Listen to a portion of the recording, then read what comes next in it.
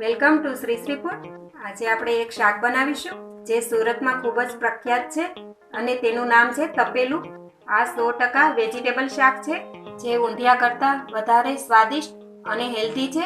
તો તેના માટે 2 ચમચી આદુ મરચાંની પેસ્ટ, 2 ચમચી લસણ આદુની પેસ્ટ, 2 ચમચી કોથમીર, 3 ચમચી લીલું લસણ, 3 ચમચી બેસન, 1 ચમચી ગરમ મસાલો, 1 ચમચી લાલ મરચું પાવડર, 1 ચમચી ધાણા જીરું પાવડર, અડધી ચમચી ખાંડ, સ્વાદ પ્રમાણે મીઠું, 5 થી 6 લીમડાના પાન, 1/4 ટીસ્પૂન હિંગ, 1/4 ટીસ્પૂન રાઈ, 1/4 ટીસ્પૂન જીરું. શાકભાજીમાં આપણે લીધેલા છે 250 ગ્રામ બટેટા, તેને સોલીને કાપી લીધેલા છે, 250 ગ્રામ શક્કરિયા, તેને પણ કાપીને લીધેલા છે, 200 ગ્રામ રતાળું, તે પણ કાપી લીધેલું છે, 250 ગ્રામ ટમેટાની પ્યુરી કરેલી છે, 250 ગ્રામ ડુંગળી, તેને પણ ક્રશ કરી લીધેલી છે, 300 ગ્રામ ચણાની દાળ, તેને મેં 8 થી 10 કલાક પલાળી અને તેને પીસી લીધેલી છે, 200 ગ્રામ અમેરિકન મકાઈ, તેને બાફીને આ રીતે કટ કરી લીધેલા છે અને થોડા મકાઈના દાણા કાઢી લીધેલા છે,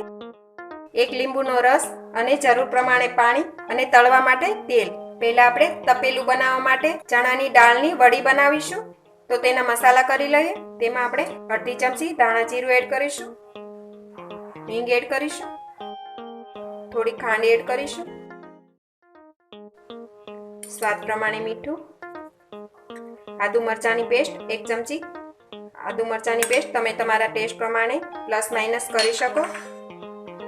લસણ આદુની પેસ્ટ 1/2 ચમચી, લીલું લસણ, તે પણ 2 ચમચી એડ કરીશું, 2 ચમચી કોથમીર, 2 થી 3 ચમચી ડુંગળીની પેસ્ટ એડ કરીશું. હવે બધું જ બરાબર મિક્સ કરી લઈએ. આ વડી બનાવવામાં મસાલા તમે તમારા ટેસ્ટ પ્રમાણે નાખી શકો છો. અડધું લીંબુનો રસ નાખીશું.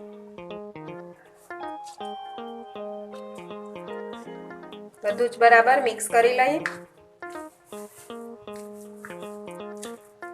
આ ખીરું થોડું ઢીલું લાગે તો તેમાં જરૂર પ્રમાણે આપણે બેસન એડ કરીશું. ફરી બધું બરાબર મિક્સ કરી લઈએ. હજી ખીરું થોડું ઢીલું છે તો આપણે બેસન વધારે થોડો એડ કરીશું. ટોટલ આપણે 3 થી 4 ચમચી એડ કરેલો છે. આ ખીરું આપણે આ રીતનું થોડું થીક જ રાખવાનું છે, વધારે લિક્વિડ નથી કરવાનું. આ રીતનું જ ખીરું બનાવવાનું છે. તો વડી માટેનું ખીરું આપણું તૈયાર છે. હવે આપણે શાકભાજી તળીને તૈયાર કરીશું, ત્યારબાદ વડી તળીશું. હવે એક કડાઈ લઈ તેલ ગરમ થાય એટલે તેમાં આપણે પહેલા શક્કરિયા તળી લઈએ.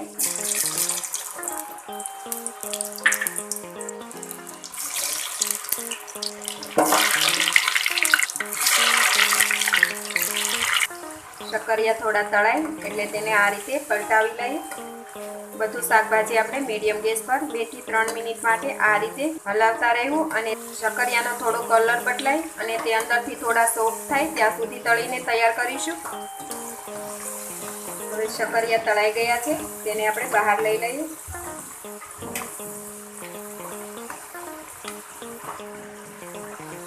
એ જ રીતે આપણે બટેટા પણ તળી લઈએ. બટેટા, શક્કરિયા અને રતાળુના આ રીતે થોડા મોટા ટુકડા કરી લીધેલા છે.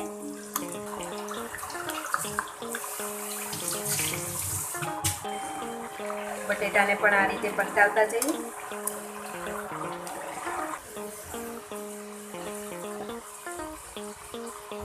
બટેટા તળાઈ ગયા છે, તેને પણ એક પ્લેટમાં લઈ લઈએ.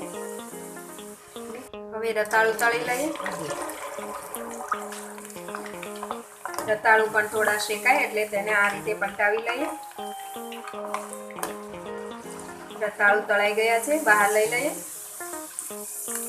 હવે જે આપણે ખીરું તૈયાર કર્યું છે તેમાંથી વડી બનાવી લઈશું. જે રીતે આપણે ભજીયા બનાવીએ એ જ રીતે આ રીતે વડી બનાવીશું. ગેસ આપણે મીડિયમ જ રાખીશું.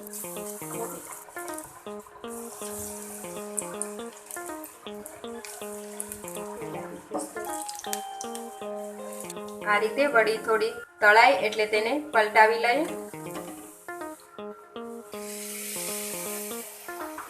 આ રીતે થોડી બ્રાઉન થાય એવી આપણે તળીને તૈયાર કરવાની છે.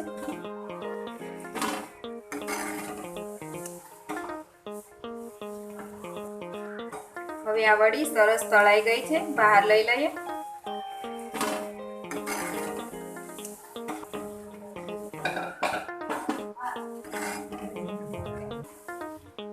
હવે બાકીની વડી આ જ રીતે આપણે બધી જ તળીને તૈયાર કરી લઈશું. આપણું શાકનું નામ જ તપેલું છે, તો આપણે શાક તપેલામાં બનાવીશું. તો તેના માટે એક તપેલું લીધેલું છે, તેમાં આપણે મોટા 3 ચમચા તેલ એડ કરીશું. હવે તેલ ગરમ થાય એટલે તેમાં આપણે રાઈ નાખીશું. રાઈ થોડી ફૂટવા લાગે એટલે જીરું એડ કરી દઈએ, લીમડાના પાન,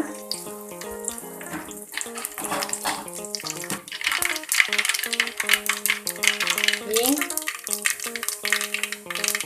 હળદર. હવે તેમાં ડુંગળી એડ કરીશું.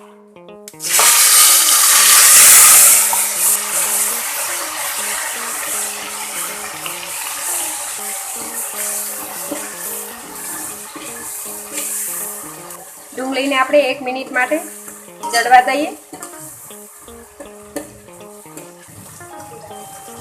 હવે તેમાં ટામેટાની પ્યુરી એડ કરી દઈએ. બધું બરાબર મિક્સ કરી લઈએ.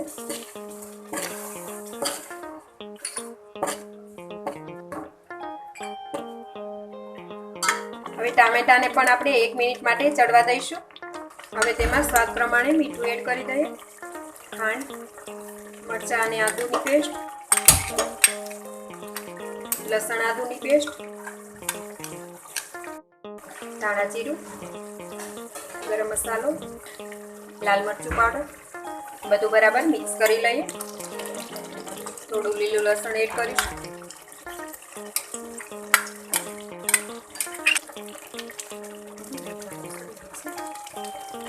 હવે તેમાં તળેલા શાકભાજી એડ કરી દઈએ, મિક્સ કરી લઈએ. મકાઈ પણ એડ કરી દઈશું, જે આ રીતે આપણે બાફીને કટ કરેલી છે તે. મિક્સ કરી લઈએ.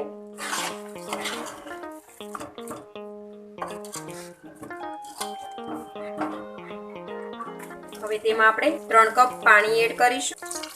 તમારે જે રીતનું લિક્વિડ જોઈએ એ રીતે આપણે પાણી એડ કરી શકાય છે. પાણી નાખ્યા પછી થોડું પાણી ગરમ થાય ત્યાર પછી આપણે મકાઈના દાણા નાખીશું.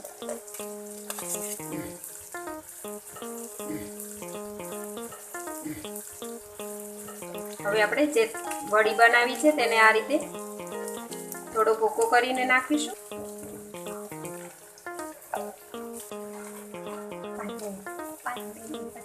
દસ થી 12 વડી આપણે નાખીશું આ રીતે ભૂકો કરીને.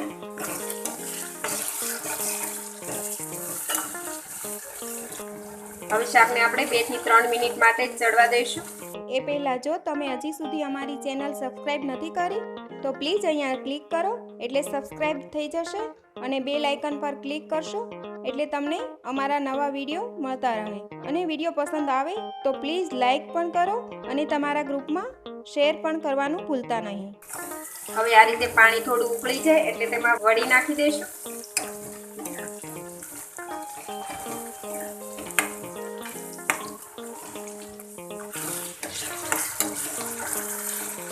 મિક્સ કરી લઈએ.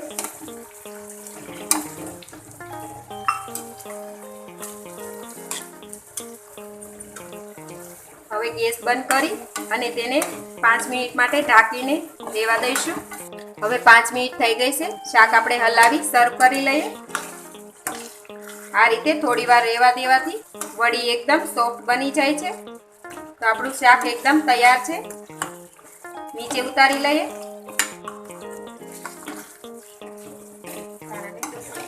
ઉપર થોડા ધાણા નાખીશું. આપણું શાક તૈયાર છે. નીચે લઈ લઈએ. તો તમે જોઈ શકો છો આપણું શાક સર્વ કરવા માટે તૈયાર થઈ ગયું છે. આ શાકને ભાખરી, રોટલી અને બ્રેડ સાથે ખાઈ શકાય છે. આ શાક એકલું પણ ખાઈ શકાય છે. તેની સાથે કોઈ પણ વસ્તુની જરૂરિયાત નથી તો પણ તે ખૂબ જ ટેસ્ટી લાગે છે. આ શાકનો ટેસ્ટ ઊંધિયા કરતાં પણ અનેક ગણો વધારે છે. તો તમે પણ જરૂરથી બનાવજો અને તમારા એક્સપિરિયન્સ અમારી સાથે શેર કરજો. તો ફરી મળીશું એક નવી રેસીપી સાથે.